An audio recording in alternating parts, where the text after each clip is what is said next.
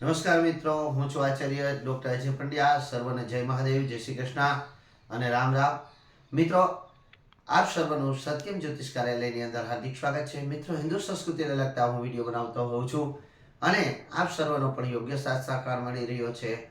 અને મને ઘણો વસવસો છે, ઘણો દુઃખ છે કે આપના ઘણા બધા પ્રશ્નોનો હું જવાબ આપી શકતો નથી, પરંતુ સમય મળીએ હું આપને જવાબ પર્સનલમાં અવશ્ય આપું છું. પરંતુ ઘણા બધા પ્રશ્નો એવા એક જે હોય કે જે સમસ્ત લોકોને લાગુ પડતા હોય એવા પ્રશ્નોનો હું વિડીયો બનાવવાનો પ્રયત્ન કરું છું. તો આજ રોજ હું આપની સમક્ષ લઈ આવ્યો છું કે હમણાં જે કારતક માસની અંદર પણ મારી પાસે સમય ન રહ્યો, કારણ કે માત્ર કારતક માસની અંદર મેં 23 યજ્ઞો કર્યા, જેમાં ખાસ કરી અને પંચબલી પિતૃ કાર્ય વધારે રહ્યા હતા, તેમજ દેવીચંડી અને નવચંડી યજ્ઞ અને સાથે સાથે જે વાસ્તુના મુહૂર્ત હતા, આથી કરી વાસ્તુ પણ મારે કરવા પડ્યા હતા, જે હું 6 મહિના પહેલા બે મુહૂર્તો આપી દીધેલા હતા.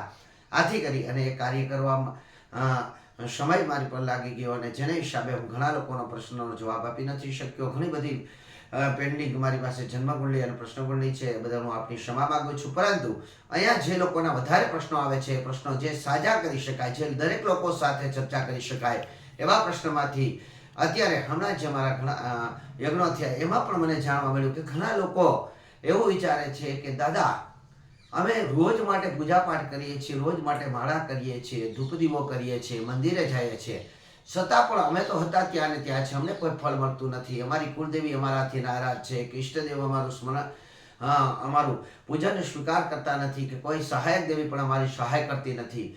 તો આની પાછળનું કારણ શું છે? તો અહીંયા મિત્રો મેં જોયું કે ખરેખર તો કઈ પૂજા કરવામાં ભૂલ હોય છે.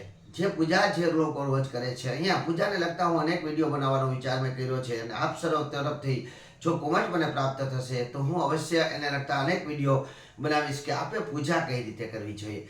ઘણી વખત એવું હોય છે કે આપની પાસે સર્વત્ર સાધ્ય સામગ્રી હોય છે, પરંતુ આપ પૂજા કરવામાં ભૂલ કરો છો. પૂજા કરવા માટેના જે નિયમો છે, જે નીતિ હોય છે, એ નીતિ આપની પાસે હોતી નથી. જે નિયમ હોય છે, નિયમમાં કદાચ આપ ભૂલ કરો છો, આપ બેધ્યાન હો છો, અથવા તો જે કાર્ય કરવાનું છે, જે પદ્ધતિથી કરવાનું છે, પદ્ધતિમાં આપ ભૂલ કરો છો. ઘણી વખત એવું બને છે કે આપણી પાસે વધુ હોય છે. દાખલા તરીકે હું તમને સમજાવું તો પંખો છે, પરંતુ સ્વિચ ઓફ છે એટલે પંખો ચાલુ નથી, પંખો ચાલુ નથી તો હવા આવતી નથી. લાઇટ આપણે નાખી છે પ્રકાશ પ્રાપ્ત કરવા માટે, લાઇટ પણ નાખી દીધેલી છે, વીજળી પણ છે, ચાપ પણ ચાલુ છે, પરંતુ એ પોતે જે ટ્યુબલાઇટ છે પોતે ઉડેલી છે, તેથી કરી પ્રકાશ પ્રાપ્ત થતો નથી. અહીંયા તમારા જીવનની અંદર જે પ્રકાશ પ્રાપ્ત નથી થતો એની પાછળનું કારણ શું છે, એનું સંશોધન તમારે કરવું જોઈએ. તો અહીંયા મને ઘણું બધું જોવા મળ્યા. જે હમણાં એક માજી એક યજ્ઞની અંદર કહેતા હતા કે અમે દિવસ રાત હું તો માળા જેપે રાખું છું, છતાં પણ મારા દીકરાઓનો કે ક્યાંય હાલે પાટે ગાડી ચડતી નથી. મારે 3 દીકરાઓ, એમાં ખરેખર એમ કહો તો કોઈ દીકરા માટે સ્પષ્ટ રીતે જે સારું જીવન કહેવાય જીવન નથી. તો અહીંયા મેં માજીને એવું પૂછ્યું કે તમે કેટલા વર્ષોથી પૂજા પાઠ કરો છો? તો કે એ સાંભળતું પણ નથી. ને ભાઈ ખાસ કરીને લગ્ન થયા પછી મારી સાસુમાં જે પૂજા પાઠ કરતા હતા ત્યારથી લઈ હું ઠાકોરજીની પણ સારામાં સારી સેવા કરું છું, પરંતુ મને આ પ્રાપ્ત નથી થતું. એટલે મેં એને પ્રશ્ન કર્યો કે માં, તમે કેટલા વાગે પૂજા કરો છો, ક્યારે કરો છો અને ક્યાં કરો છો અને કઈ રીતે કરો છો? બસ એટલામાં જ આપની સર્વત્ર વાત આવી ગઈ. તો પહેલી વાત એ છે કે પ્રશ્ન કે ક્યારે પૂજા કરે છે, તો પૂજા કરવાનો કે કોઈ સમય નિશ્ચિત નથી હોતો. અહીંયા ઘણા લોકોએ પહેલા તો એ વાત લેવી જોઈએ કે પૂજા કરવા માટે એક સમય નિશ્ચિત કરવો જોઈએ. બીજું, તમે શું પહેરીને પૂજા કરો છો? તો કે એ તો જે સવારે જે પહેરવાનું હોય તે પહેરી લઈએ. સ્નાન કરીને પૂજા કરશો એ એક પ્લસ પોઈન્ટ થઈ ગયો, પરંતુ અહીંયા જે હાથમાં આવ્યું એ પહેરી લેવાનું. તો આજે જે સાડી પહેરી હતી, કે આજે જે કપડાં પહેર્યા હતા એ કપડાં આજે ત્યાં સાંજે ત્યાગ કર્યો અને પછી રાત્રે જે કંઈ પોતાના માટે જે સુવાના કપડાં હતા પહેરી લીધા.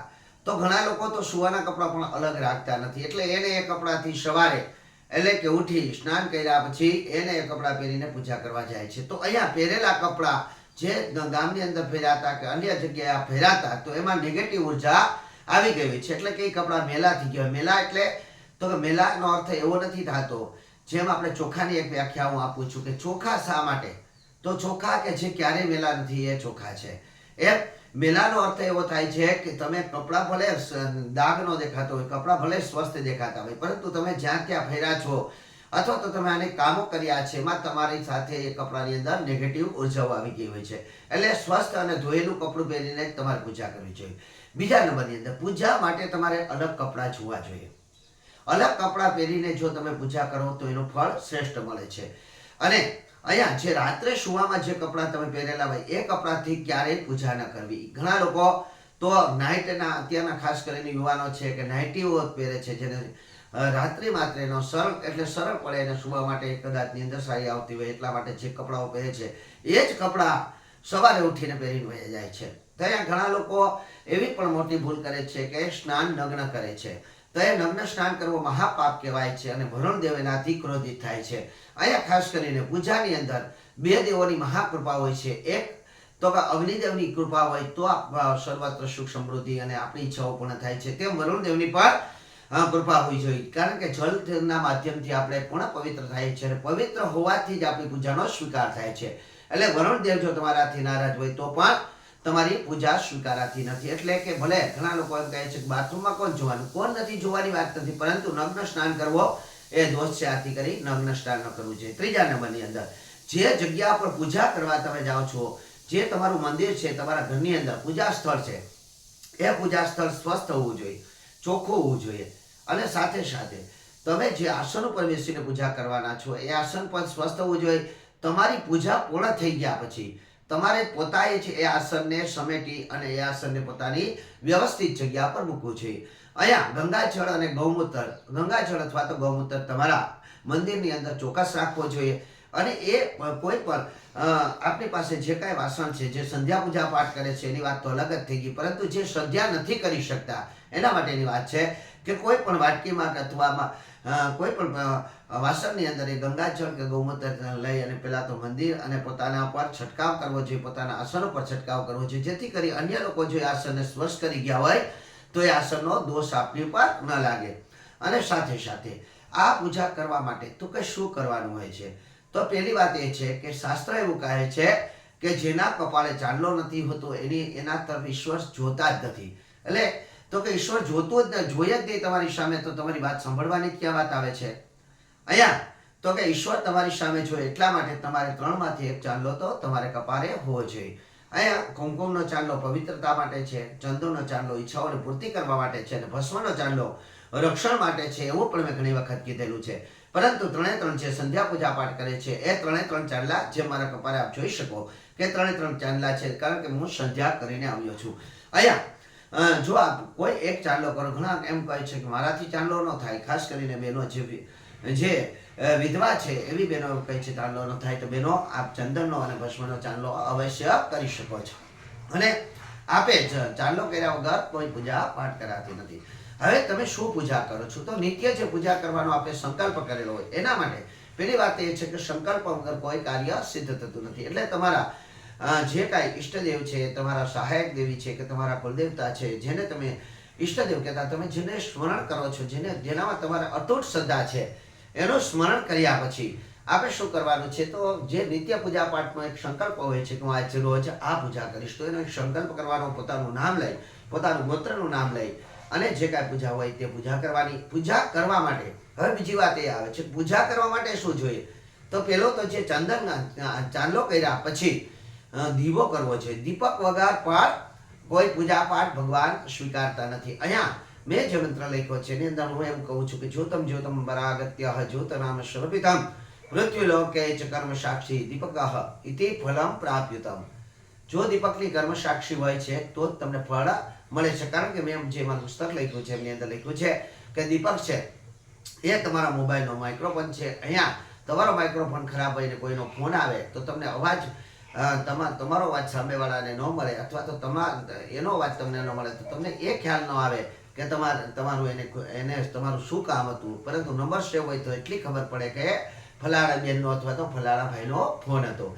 એમ જો ઈશ્વર પાસે, તમારી કુળદેવી પાસે, ઈષ્ટદેવ પાસે જો તમારો નંબર સેવ નહીં હોય તો આખો દિવસ મંદિરમાં પૂજાપાઠ કરી રાખશો તો ત્યાં સુધી તમારી વાત વધશે નહીં, જ્યાં સુધી તમારી વાત વધશે નહીં ત્યાં સુધી તમને કોઈ ફળ પ્રાપ્ત થશે નહીં. એટલા માટે દીપકનું પૂજન કરી, દીપકનું આહવાન કરી અને દીપક પાસે અક્ષત પુષ્પ મૂકી અને કહેવાનું કે હે દીપક દેવતા, મારી જે કોઈ પૂજા પાઠ છે તે દરેક પૂજા પાઠ મારા ઈષ્ટદેવ, મારી કુળદેવી જેની પણ આરાધના કરું છું, જેની પણ પૂજા કરું છું, ત્યાં સુધી પહોંચાડજો. આ કર્યા પછી એટલે કે આપ જે કાંઈ પૂજા કરો છો, કોઈ પણ ચાલીસાનો પાઠ કરો છો, કોઈ પણ માળા કરો છો, તે માળા કરવાની. એ માળાની પણ માળાને લગતા પણ હું વિડીયો આપની સમક્ષ રજૂ કરીશ. આરતી કઈ રીતે કરવી જોઈએ એ પણ બધા હું આપની સમક્ષ રજૂ કરીશ. આસન ઉપર આપણે કઈ રીતે બેસવું જોઈએ, ખરેખર આપનું મંદિર કઈ રીતે હોવું જોઈએ, આવા જે કોઈ પ્રશ્ન હોય એ પ્રશ્ન મને અવશ્ય કરજો. આપે આરતી ઉતારવા માટે શું કરવું જોઈએ, શું આપ આપણા મંદિરની અંદર અગરબત્તી કરી શકો કે ન કરી શકો, અને આપે ખરેખર પૂજા માટે પુષ્પ અને જલ કઈ રીતે લેવું જોઈએ, આ તમામે તમામ પ્રશ્નોનો હું જવાબ આપીશ. અત્યારે આપણે મેં પૂજા કરવા માટેનું વાત કરી. આ પૂજા કરવામાં જો આપ કપડાં પર આપ જો ભૂલ કરતા હોય તો તેને ત્યાગ કરજો. જે રાત્રે પહેરેલા કપડાં હોય એ ક્યારેય પૂજામાં પહેરવા નહીં. સાથે સાથે સ્વસ્થ અને ધોયેલા કપડાં પહેરીને જ આપ પૂજા કરી શકો. પરંતુ એક પૂજા માટે અલગથી જો આપ આપણા કપડાં રાખો તો તે ખૂબ જ સારી વાત ગણાશે. આથી કરી પૂજા કરવામાં ભૂલ કરતા હશો તો આખો દિવસ પૂજા કરતા હશો તો પણ એનો ફળ પ્રાપ્ત નહીં થાય. આથી કરી પૂજા દોષમાંથી મુક્ત થવા માટે આપે પહેલું આ સુધાર કરવો. અન્ય આપને આરતી કઈ રીતે કરવી જોઈએ, આપે પૂજામાં કઈ રીતે કયા દ્રવ્યનો ઉપયોગ કરવો જોઈએ, કયા ઘીનો ઉપયોગ કરવો જોઈએ, તેલનો ઉપયોગ કરવો જોઈએ, શું આપ કઈ વાટનો દીવો કરી શકો, આડી વાટનો દીવો બધે કરી શકો કે નહીં, ફૂલ વાટનો દીવો બધે કરી શકો કે નહીં. આવા તમને જે કોઈ પ્રશ્ન આવે એ મને કહેજો. હું આપને સાથે અવશ્ય એની મારા જ્ઞાન પ્રમાણે આપની સાથે અવશ્ય હું આપને કહેવાનો પ્રયત્ન કરીશ. તો આપ સર્વનું કલ્યાણ થાય, આપને પૂજાનું ફળ મળે એવી દેવાવધી દેવ મહાદેવ ભગવાન શ્રી કૃષ્ણ અને ભગવાન શ્રી રામ પાસે પ્રાર્થના. સર્વનું કલ્યાણ થાવ. જય મહાદેવ, જય શ્રી કૃષ્ણ. મારી YouTube channel doctor Ajay Pandya ને હજી સુધી જો આપણે સબસ્ક્રાઇબ ન કરી હોય તો સબસ્ક્રાઇબ કરી લેજો, બેલ આઇકોનનું બટન દબાવી દેજો. સાથે સાથે આ વિડીયોને અવશ્ય શેર કરજો, જેથી કરીને અન્ય લોકો સુધી પણ પૂજા કઈ રીતે કરવી તેનો એ લોકોને પણ જ્ઞાન થશે અને આપને પણ હિન્દુ સંસ્કૃતિનો ફેલાવો કરવાનું પુણ્ય પ્રાપ્ત થશે. મારી બીજી યુટ્યુબ ચેનલ સચ કે સાથ ચલો ને પણ આપ સબસ્ક્રાઇબ કરી લેજો અને એમની અંદર પણ બેલ આઇકોનનું બટન દબાવી દેજો. આપને કોઈ પણ પ્રશ્ન હોય સંસ્કૃતિને લગતા તો અવશ્ય મને કરજો, એ જવાબ આપવાનો પ્રયત્ન કરીશ. જન્મ કુંડલી અને પ્રશ્ન કુંડલી ને હું વારે ઘડી એક વાત કરું છું કે મારી પાસે અઢળક છે. આથી કરી હું તમને તમારી જેટલી અપેક્ષા હોય એટલી અપેક્ષાના સમયની અંદર હું તમને જવાબ આપી ન શકું, તે બદલ ક્ષમા માગું છું. પરંતુ હા, હું ઘણા સમયની અંદર આપનો જવાબ અવશ્ય આપું છું, જેથી કરી અને આપણે પણ કોઈ પણ પ્રશ્ન કુંડલીને લગતા પ્રશ્નો હોય, આપની સાથે સમાજ જીવનની અંદર સમસ્યા હોય, આપના જન્મ કુંડલીને લગતા પ્રશ્નો હોય તો અવશ્ય મને કરજો. સર્વનું કલ્યાણ થાવ. જય મહાદેવ.